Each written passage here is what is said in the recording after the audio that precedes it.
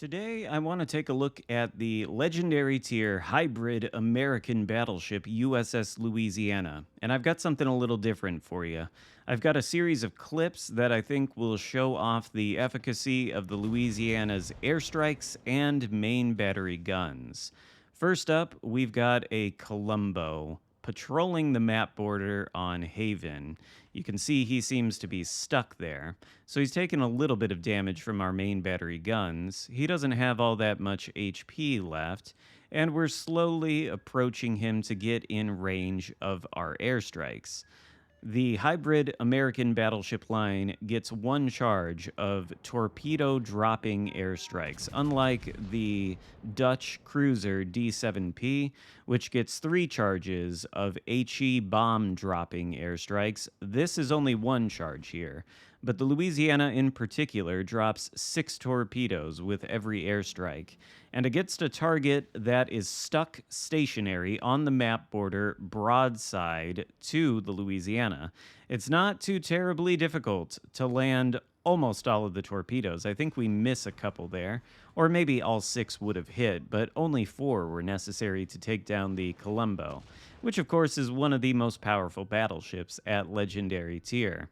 And this isn't the first time I've been able to use the Louisiana to deal some pretty good damage to a Columbo. This thing might in fact be a little bit cracked. In fact, let me give you a demonstration of why.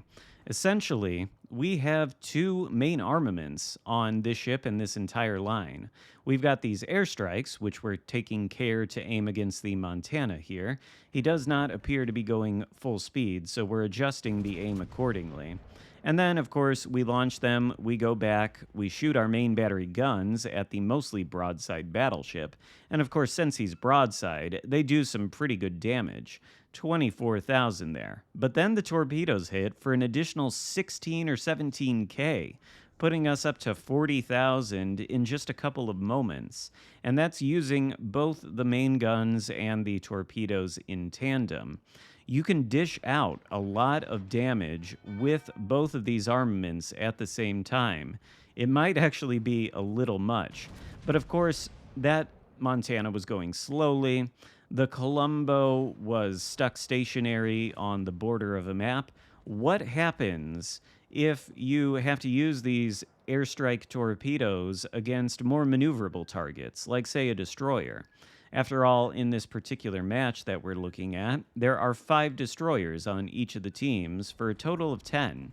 This is everybody's favorite matchmaking, of course. Everybody loves it when they get into these 5v5 destroyer games, right? I'm being a little bit sarcastic, but we've got a Z-52 in front of us. He's in a battle with 2 of our friendly destroyers, and we've also got a Lucian, which means maybe we don't want to push straight into these guys, and instead, maybe we want to take our ship behind this island to prevent them from torpedoing us. I'm sure there are torpedoes on their way. If we get our ship behind this island, the torpedoes, of course, can't hit us. Montana's guns probably can't hit us either. Our guns, though, of course, cannot hit the enemy destroyers, but you know what can? Our airstrikes. At this range, they could hit the Montana or they could hit the destroyers. Take a look at what this Z-52 is doing. He's trying to get into the cover of the smoke screen laid by the Lucian, so we know he's going in a straight line with a particular goal in mind, and of course we can exploit that by dropping torpedoes right in his path. Now, probably 8 times out of 10, this is not going to work out. But in this case, it does. Z-52 doesn't really see these torpedoes coming. He gets taken out by one of the airstrikes. Now, to be fair, that's about the only time I've taken out a destroyer so far with these airstrikes. I need to play these ships a little bit more, and I want to do full reviews on each of them. This is not really that. I just want to demonstrate to you the power of these airstrikes and, frankly, these guns at the same time. Now, we've seen some drops against battleships on the map border. We've seen a drop against a destroyer. We've seen how the drops and the guns can work together. But here we see the best part, in my opinion, about these hybrids, which is that you can use these airstrikes to punish people who are bow tanking. Take a look at this Louisiana. He's doing the typical battleship main tactic in World of Warships Legends of sit still, bow tank, and reverse. This, I submit to you, as I have submitted to you for many years, is a poor tactic because it compromises your maneuverability. And well, it's not very difficult to land all 6 of these torpedoes on a stationary target like the Louisiana. And plus, these hybrid battleships, as you may have noticed, have a gigantic flight deck in the middle of the ship. The armor on this flight deck is questionable at best. Now, the flight deck itself, where the planes actually take off from, on the Louisiana, that's 38 millimeters of plating, meaning it can shatter a lot of HE, and it can even bounce battleship shells that are coming down as plunging fire. But did you see how we just hit that Louisiana for 13K right through the front? That's because the sides of this flight deck are coated in 19 millimeters of armor. And that means practically anything can pen the sides of the flight deck.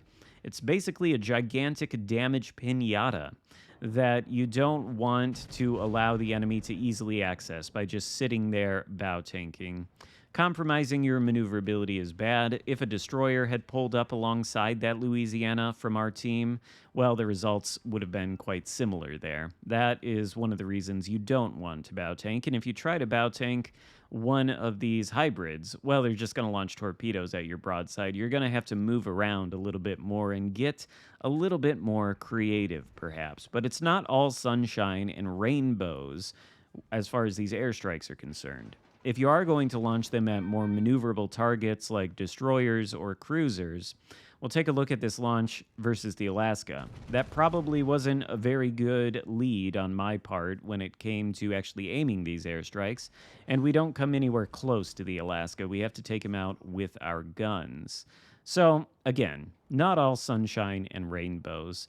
But to round out this video and this brief look at the Louisiana and its power, I present to you my highest XP game so far in the Louisiana. We're out here on the Alpha flank on this map whose name I forget, and we're going to be doing some pretty good damage to this Zao, which is pushing into us, but not with our torpedo bombers, instead with our main battery guns. Notice we're kiting away, and we're taking an awful lot of damage. Anytime the Zao or Columbo hits the flight deck portion of our ship, they're going to be dealing an awful lot of damage to it. Now, of course, if the Columbo shoots at us from this kind of distance, it's entirely possible that his main battery guns may come in as plunging fire and hit the deck armor of the flight deck and then bounce. But he doesn't appear to be paying attention to us, which is fine. We're being burned down to some degree by the Zao. The Columbo, if he's not paying attention to us, will launch airstrikes at him and an attempt to hit him. He is, of course, in a turn, and we're going to miss most of the torpedoes. Keep in mind, with these airstrikes, they do have about a 12-second lead time, and that's 12 seconds before the torpedoes even hit the water. Pause for a moment, though. You don't want to give broadside to these hybrids, the Louisiana in particular. It does have 10 16-inch guns.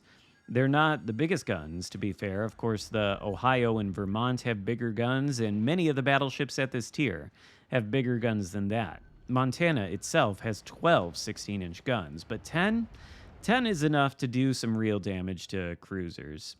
Now, for the aircraft carrier.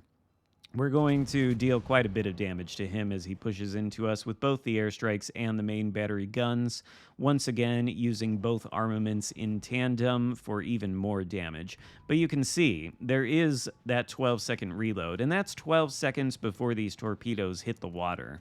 When they do hit the water, they have a 2.5-kilometer range on the Louisiana. Well, actually 2.4, 2.5, same difference. So they do take a little bit of time to travel before they actually reach the target, and you, as the victim, can see the torpedo bombers coming in. So you can dodge them, or at least there's opportunity to change your course, and even if you can't fully dodge the salvo because it's been lined up well, at least you can maneuver out of the way, as we saw the Alaska and Columbo do a little bit earlier. We end this particular match because of all the plane kills with over 4,300 base XP. This was, I think, my first clear skies in a little while with the Louisiana, so the AA on top of all this is pretty good.